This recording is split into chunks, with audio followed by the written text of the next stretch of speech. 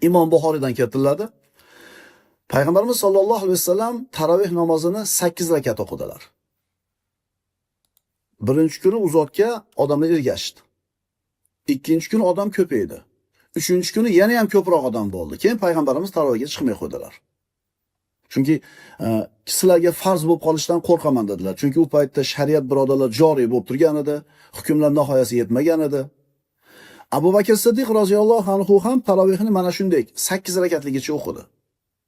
Ammo Umar ibn Xattob davriga kelganda odamlar masjidda har yerda alohida namoz o'qiyotganini ko'rib, ularni bitta imom orqasida turishini xohladi. Ubay ibn Ka'b roziyallohu anhu imom qildi, qolganlar iqtido qiladi. Keyinchalik birodarlar taroveh mana shunday bo'lib qoldi.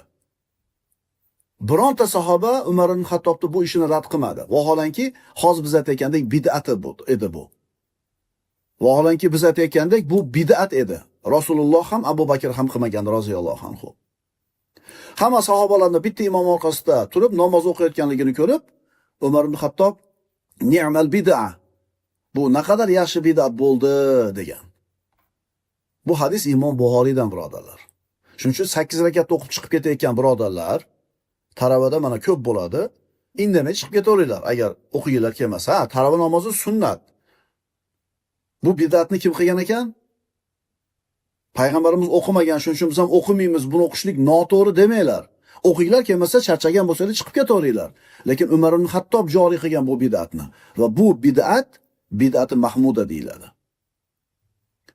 Shuning uchun birodarlar, yurtimizda qilinayotgan ayrim amallarni siz bilmasangizlar aslini, siz bilmasangiz buni ilmini shartda bid'at deb olishga nima qilmanglar? Shoshilmanglar. Demak, bid'at ikkiga bo'lindi. Bid'ati mazmuma, bid'ati mahmuda. Mazammat qilingan bid'at, maqtalgan bid'at. Xo'p, endi mana shu ikkita narsa. Bid'atning ikki xil bo'lishi. Biz o'ylab topgan narsami? Yo avvalom bo'lganmi bu narsa? Keling ko'rib chiqamiz shu narsani. Jamiul Ulum val Hikam kitobida Ibn Hajar Hanbali aytadi. Shariatda uning asli bo'lmagan bid'at mazammat qilingan bid'atdir. Shariatda uning asli bor bo'lgan bid'at maqtalgan bid'atdir. Ya'ni bir ishki shariatda asli bor uni. Endi shariatda asli bo'lmagan, uning asli bo'lmagan ish yomon bid'at deyiladi. Imom Taftazoniy ham shunga o'xshagan so'zni aytadi. Ummatning ulug' olimlaridan bo'lgan Ibn Asir rahimahulloh aytadi, bid'at ikki xildir. Bid'atul huda va bid'atud dolala. Ya'ni hidoyat bid'ati va zalolat bid'ati.